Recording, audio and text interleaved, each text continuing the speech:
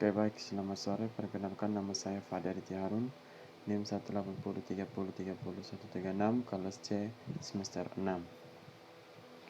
Di sini saya akan menjelaskan tentang review buku ke-6 saya yang berjudul Wawasan Perilaku untuk Publik Integritas. Intinya, mempromosikan integritas adalah perilaku yang mendorong kepentingan publik atas perilaku mementingkan diri sendiri tersebut, sehingga praktik yang korup dan tidak etis. Perilaku manusia seringkali merupakan dimensi yang terbaikan dalam pembuatan kebijakan integritas. Upaya pencegahan korupsi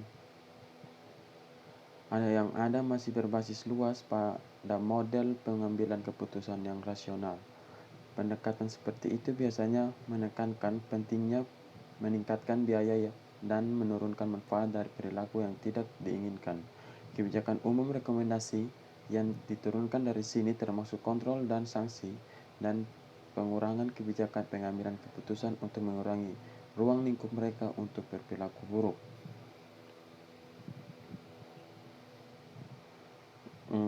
Yang kedua, kebijakan integritas telah bergeser dari fokus sempit pada pencegahan dan penegakan hukum untuk mempromosikan keputusan berbasis nilai di sektor publik dan sektor sebuah publik sistem integritas, seperti yang diakui oleh rekomendasi OECD pada tahun 2017 tentang integritas publik adalah fondasi kepercayaan pada pemerintah, institusi, dan seluruh masyarakat dengan wawasan perilaku untuk integritas publik. OECD adalah ujung tombak berpusat pada manusia pendekatan integritas publik. Dimensi manusia dari kebijakan integritas. Perilaku manusia seringkali menjadi dimensi yang terbaikan dalam pembuatan kebijakan integritas. Secara tradisional, upaya pencegahan korupsi didasarkan pada pengambilan keputusan yang modelnya rasional. Hal ini menghasilkan rekomendasi kebijakan yang mendukung penerapan kontrol dan sanksi, dan mengurangi kebijakan pembuatan keputusan untuk mengurangi ruang lingkup mereka untuk perilaku buruk. Wawasan perilaku mungkin pembuatan kebijakan untuk mengintegrasikan dua aspek yang sering diabaikan kebijakan integritas. Aspek yang pertama ini terdiri dari integritas adalah pilihan etis yang didasarkan pada individu refleksi moral. Dan yang kedua, dinamika sosial mempengaruhi perilaku individu. Terkadang bahkan tidak sadar saat perilaku menyimpang dari etika standar ini karena pembenaran dan penilaian basis mengaburkan persepsi pelanggaran integritas. Oleh karena itu, kebijakan publik dapat mempengaruhi pilihan moral individu, menekankan atau meningkatkan poin referensi moral mereka. Poin referensi moral mereka terdiri dari 3. Dan yang pertama, ada bukti luas bahwa pesan kecil, pengingat moral, sudah cukup untuk mendorong refleksi etis. Momen refleksi etis semacam ini tidak dapat diintegrasikan banyak kebijakan. Dan yang kedua, selain itu, pilihan modal dapat digunakan untuk menciptakan komitmen dan dengan mempersiapkan mental individu untuk godaan etis. Dan yang ketiga, akhirnya kontrol yang terlalu ketat dapat menimbulkan efek samping.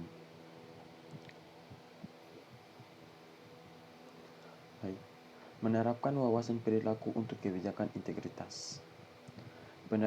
Pendekatan behavioral mengatasi beberapa tantangan yang terkait dengan kebijakan anti korupsi tradisional, sementara menekankan pentingnya mempromosikan kepercayaan dan budaya integritas organisasi.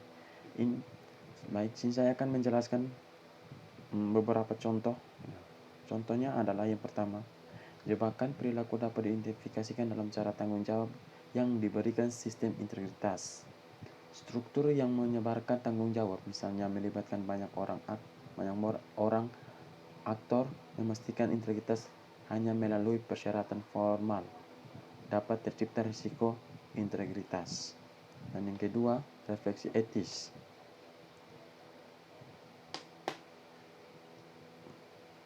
Refleksi etis yang terintegritas dalam prosedur tertentu, terutama yang mengusung risiko korupsi tertinggi, dapat memastikan integritas tidak terabaikan di rutinitas masyarakat sehari-hari. Membutuhkan tanda tangan pribadi pada dokumen agar dapat mendorong keterlibatan etika pribadi yang lebih kuat. Cara kedua, wawasan perilaku dapat diterapkan adalah dalam investigasi terbatas yang spesifik untuk memperbaiki perangkat perilaku, memperbaiki kebijakan yang ada, atau mendorong perilaku tertentu. Intervensi semacam itu seringkali berbentuk dorongan, perubahan halus dengan cara pengambilan keputusan untuk membantu individu agar mendapat pilihan yang lebih baik untuk keuntungan mereka sendiri. Di sini saya akan menjelaskan beberapa contohnya.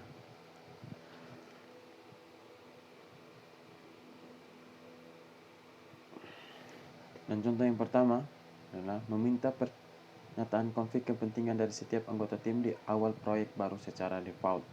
Dan contoh yang kedua, memberitahu pejabat publik bahwa 96% kolega adalah menyerahkan aset mereka deklarasi untuk mendorong mereka melakukan hal yang sama. Dan yang ketiga, membuat kuis tentang kode etik untuk mendorong staf membacanya secara aktif dan mentransfer pengetahuannya.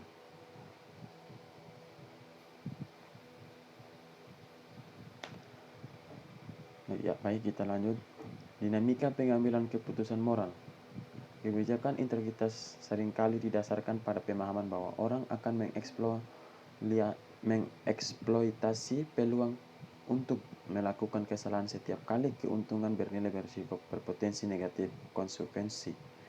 Dengan kata lain, individu disumsikan menimbang kemungkinan mendapatkan tertangkap, yaitu ketatnya kontrol internal dan eksternal dan mekanisme deteksi dan saksi berikutnya terhadap keuntungan yang tidak semestinya yang bisa mereka peroleh melalui tindakan atau kelambanan. Implikasi kebijakan dari pandangan seperti itu melibatkan pemantauan tingkat tinggi dan pelaksanaan. Namun, dalam kehidupan sehari-hari, moralitas sehari dipersepsikan sebagai karakter sifat.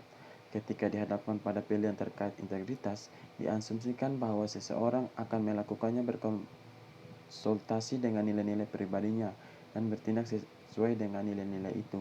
Memang, korup perilaku sering diartikan sebagai perpanjang dari karakter buruk dari mereka yang terlibat. Pengambilan dinamika keputusan moral. Kesimpulan utama perilaku ini dapat diambil dari pentingnya perilaku. Mayoritas masyarakat mengikuti pedoman moral yang mengarahkan mereka, bahkan ketika tidak akan yang melihat. Namun mereka juga cenderung memberi kelonggaran dan mungkin menyimpang dan jalan moral ketika diberi kesempatan. Dan yang kedua, tidak ada yang suka kehilangan. Orang membuat pilihan demi kebaikan mereka sendiri, sadar dan tidak sadar, dan memberi keuntungan diri mereka dari sendiri dan mereka mirip dengan mereka. Dan yang ketiga, orang tidak suka dihadapkan pada perilaku tidak etis pada mereka sendiri. Sebagai gantinya, mereka mungkin menerapkan pembenaran untuk membuat disonansi antara moral standar mereka dan perilaku aktual yang mereka tampak kurang serius. Ketika mereka mengakui disonansi tersebut, mereka sering merasa tidak enak terhadap perilaku mereka yang menghasilkan keinginan untuk memberi kompensasi.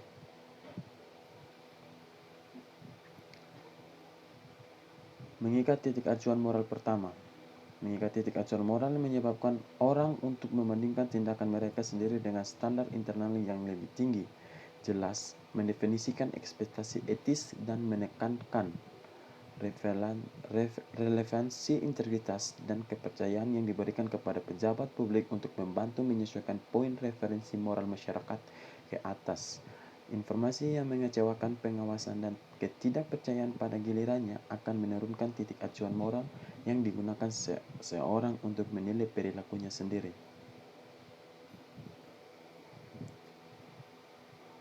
menekankan titik acuan moral kedua. Bahkan individu dengan internal yang sangat tinggi, standar moral terkadang gagal untuk mengikutinya. Jika ini terjadi, disonansi munculnya model penyelarasan nilai-nilai Australia didasarkan pada anggapan bahwa tidak semua orang seperti itu sama, dan bahwa tidak semua individu dalam berorganisasi memiliki nilai yang sama. Ada beberapa kelompok berikut diasumsikan dan mewakili bagian relatif yang berbeda di antara karyawan organisasi. Yang pertama, grup A terdiri dari orang-orang yang tidak mungkin bertindak dengan cara korup dengan keadaan sebagai diri identitas moral yang kuat.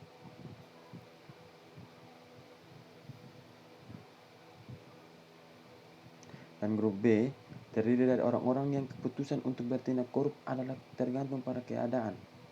Dalam kondisi ideal, kelompok ini tidak mungkin bertindak dengan cara yang korup, namun kebalikannya mungkin benar jika bersifat pribadi atau keadaan lingkungan kondusif.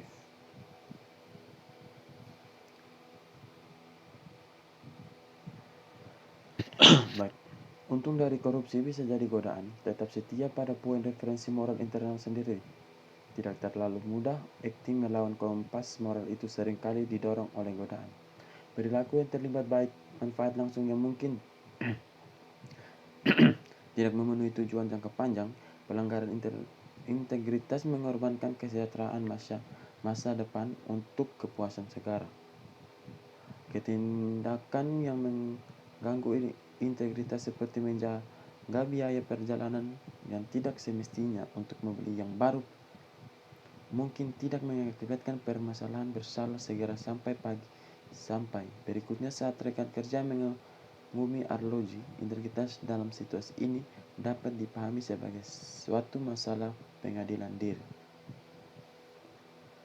Objektivitas adalah ilusi. Objektivitas adalah ilusi. Objektivitas dan konsistensi dalam penilaian diharapkan dari pejabat publik. Sayangnya, mereka tidak selalu bisa diharapkan dari pembuatan keputusan manusia. Keduanya seringkali kekurangan pilihan moral karena dinamika pengambilan pilihan moral. Sastra di bidang ini menyoroti cara-cara di mana penilaian manusia disesatkan bias bawah sadar. Misalnya struktur dalam sistem integritas dan di seluruh sektor publik harus menjamin kemandirian penilaian peraturan OECD. Bias dan diskriminasi yang dihasilkan paling mempengaruhi keputusan-keputusan itu sangat bertanggung pada penilaian manusia. Memang, keberhasilan beberapa kebijakan integritas bergantung saat pada penilaian objektif.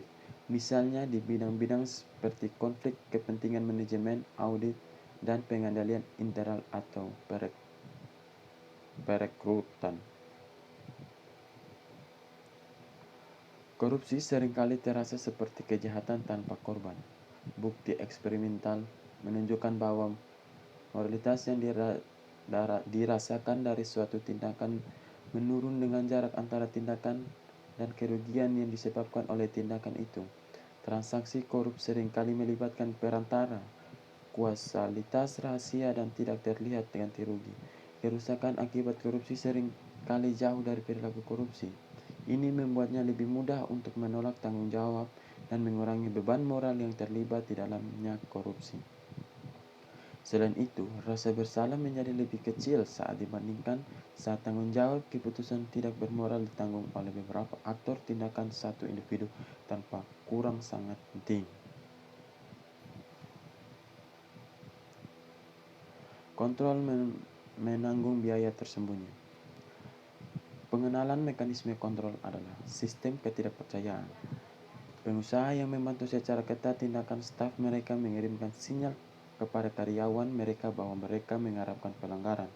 Di dalam situasi seperti itu, resiko pendeteksian dapat menghalangi mereka yang berminat untuk terlibat perbuatan salah. Namun mereka menyoroti dampak buruk pada motivasi integritas yang menekankan kontrol dan saksi dapat memberi atau memperkuat kesan bahwa pelanggaran adalah hal yang bisa dan dengan demikian lebih dapat diterima, lalu menjelaskan pengaturan eksperimental yang menunjukkan efek jera dari kontrol.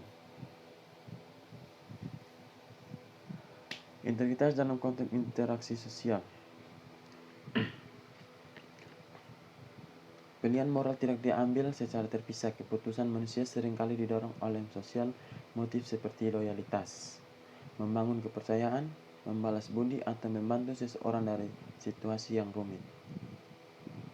Orang mengambil keputusan untuk kepentingan terbaik mereka, tetapi mereka juga peduli pada orang lain. Berpikir atau melakukan motif sosial bisa mendukung integritas, tetapi bisa juga berfungsi sebagai alasan keputusan korup. Memahami dengan mengapa manusia sebagai kebutuhan sosial membuat terpengaruh oleh preferensi mereka sendiri serta orang lain, dapat wawasan tentang mengapa dan bagaimana kebijakan integritas bekerja atau gagal. Sila integritas dalam interaksi sosial. Integritas dapat diartikan sebagai pilihan individu untuk membela kepentingan umum. Namun, pilihan etis tidak dibuat dalam isolasi dari hasil interaksi sosial.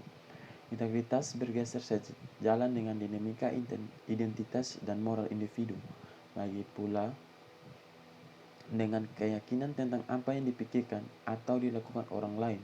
Oleh karena itu, kebijakan integritas dapat memperoleh manfaat dari pendekatan desain yang memperhitungkan lingkungan sosial di mana mereka akan berada, di mana norma sosial yang lazim, motif mana yang relevan dengan masyarakat, dan hubungan mana yang terpengaruh pada faktor-faktor ini dan mempengaruhi terhadap integritas yang harus tidak bisa diremehkan. Menyoroti cara-cara di mana dinamika interaksi sosial dapat memperhitungkan saat merancang kebijakan integritas. Baik, sekian dari review saya. Jika ada kesalahan dalam penjelasan saya, mohon dimaafkan. Sekian dari saya, terima kasih.